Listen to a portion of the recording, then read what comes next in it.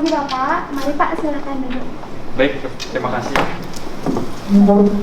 Perkenalkan, Bapak, saya Dr. Meda, dokter yang berjaga di klinik pada hari ini. Bisa disebutkan Bapak namanya siapa? Saya atas nama Bapak Asik, umur saya Umurnya 30 tahun. Alamat tempat tinggalnya Pak? Saya tinggal di Jalan Mangga nomor 2 di Dalung. Pekerjaannya apa Pak? Saya seorang pekerja kantoran. Baik Bapak. Mohon maaf, apakah Bapak sudah menikah atau belum ya Pak? Oh iya dok, saya sudah menikah dan juga saya udah punya 2 anak. Baik Pak Asik, sekarang Bapak bisa ceritakan bagaimana keluhan sejak awal? Bisa dok. Sejak 3 hari lalu saya mengalami demam dan juga nyeri pada perut saya dok. Saya juga merasa mual, kemudian perut saya penuh, tidak nafsu makan dok. Belakangan ini saya juga mengalami sembelit dan berat badan saya semakin menurun. Apakah ada orang di rumah yang memiliki gejala serupa yang sama seperti Bapak nih? Kalau di rumah tidak ada, tetapi tetangga saya ada dong. Baik, jadi Bapak mengeluhkan demam, nyeri perut, kemudian mual, perut penuh, tidak nafsu makan, sembelit, dan berat badan menurun. Apakah benar Pak?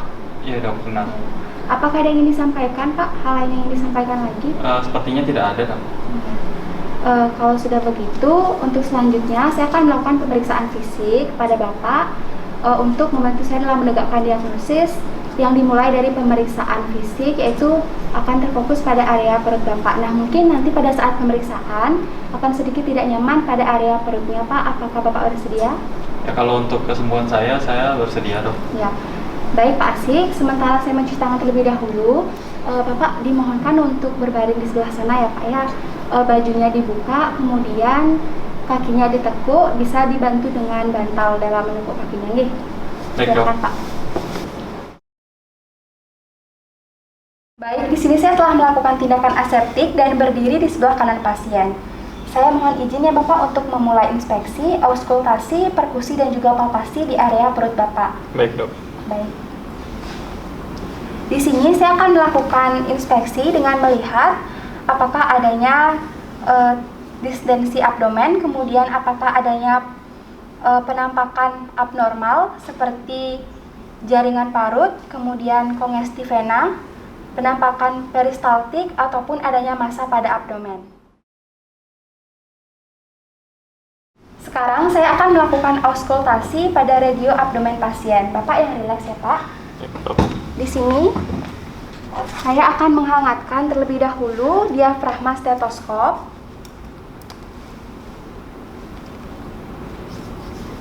Kemudian menempelkan diafragma stetoskop pada regio abdomen pasien dimulai dari kuadran kanan atas, kuadran kiri atas, kuadran kanan bawah, kuadran kiri bawah. Tujuannya untuk melihat apakah adanya suara bising usus pada keempat regio abdomen pasien dan juga untuk mengecek apakah ada bising pembuluh darah yang abnormal. Baik Bapak, untuk pemeriksaan auskultasinya sudah selesai. Sekarang saya akan melanjutkan pemeriksaan selanjutnya ya Pak. Ya baik dok. Baik Bapak, sekarang saya akan melakukan perkusi ya Pak. Sebelumnya saya ingin memberitahukan Pak, pada saat pemeriksaan perkusi nanti akan terasa sedikit tidak nyaman pada bagian perut Bapak. Apakah Bapak bersedia? Ya silakan dok. Baik, di sini saya akan melakukan perkusi untuk menentukan batas bawah dari hepar dan juga batas atas dari hepar, di mana saya akan melakukannya pada hepar sebelah kanan terlebih dahulu.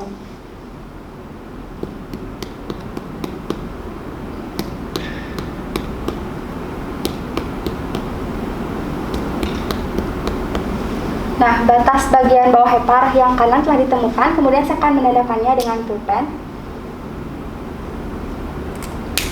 Selanjutnya mencari bagian batas atas hepar.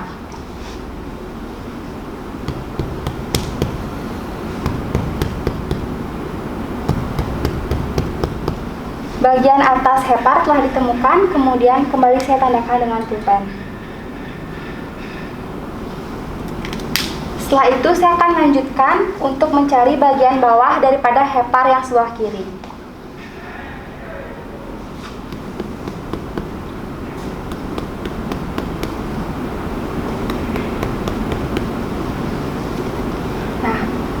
bagian batas hepar bagian bawah telah ditemukan, kemudian saya akan menandakannya. Selanjutnya saya akan menentukan letak hepar dan juga ukuran daripada hepar. Di sini bisa dilihat bahwa lokasi daripada hepar itu di sebelah kanannya, di sini di sebelah sini, kemudian yang kanannya di sebelah kiri. Kemudian untuk ukurannya, untuk ukuran hepar yang di kanan itu normal, yaitu dengan panjang 6-12 cm. Kemudian yang di bagian kirinya juga normal, itu panjangnya 4-8 cm. Baik Bapak, di sini saya akan melakukan perkusi lien untuk mengetahui apakah ada tidaknya pembesaran lien ataupun tidak Pak ya. Jadi perkusi lien dilakukan sudut antara di sini linea axillaris anterior kanan dan juga di sini arcus costal. Kemudian dilakukan perkusi di sini di antara sudut ini.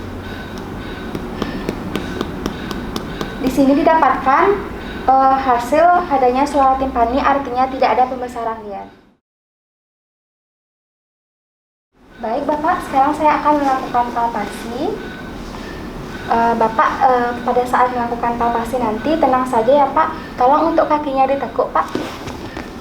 Ya, tetap bernafas ya Pak dengan mulut terbuka.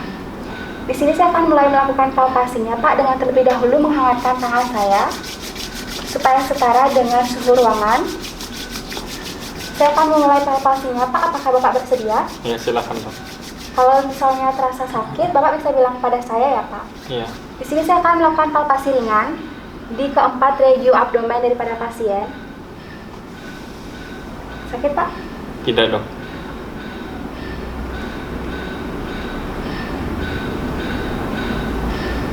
Yang kedua, melakukan palpasi lebih dalam. Sedikit tetap ditekuk Pak. Ya. Sakit Pak? Tidak Dok. Kalau sakit bilang ya Pak.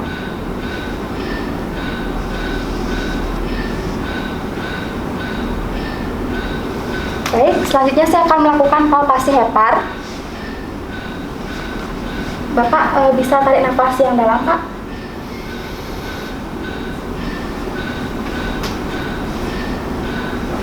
Heparnya tidak teraba, artinya normal. Kemudian di sini saya akan melakukan palpasi lien.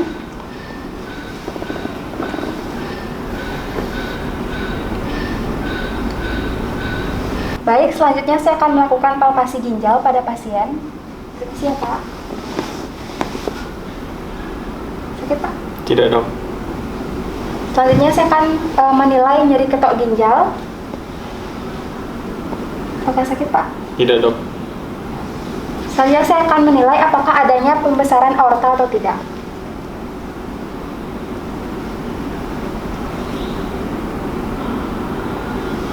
Baik Bapak, pemeriksaan untuk palpasinya sudah selesai ya Pak. Baik Dok. Jadi Pak Asik, dari pemeriksaan yang telah dilakukan tadi, saya menemukan adanya pembesaran organ hati Pak. Organ hati saya membesar Dok. Saya kena penyakit apa ya Dok? Apa penyakit itu berbahaya Dok? Untuk penyakitnya nih Pak, diagnosisnya belum bisa dipastikan. Nah untuk itu diperlukan adanya pemeriksaan tambahan Pak berupa pemeriksaan lab. Apakah Bapak bersedia jika dilakukan pemeriksaan lab Pak? Baik Dok, saya bersedia. Ya. Untuk itu saya akan membuatkan surat pengantar ya Pak, supaya Bapak bisa membawanya ke lab. Nah apakah Bapak ada waktu untuk memeriksakan ke lab? Ya baik Dok. Ya. Ini Pak ya surat pengantarnya, bisa dibawa ke lab. Jika sudah datang hasilnya, Bapak bisa mengunjungi saya kembali untuk membahas hasil pemeriksaan labnya. Baik Dok. Saya permisi Dok. Ya.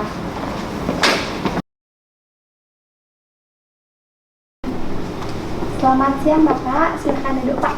Siang Dok. Oh ya, Pak Asik ya Pak ya? Ya, saya bawakan hasil labnya Dok. Oh ya, sebentar ya Pak, saya baca dulu. Jadi begini Pak, dari hasil pemeriksaan Pak Asik, jadi Bapak menderita penyakit tifus nih Pak namanya. Jadi penyakit ini disebabkan oleh bakteri yang biasanya menyerang usus.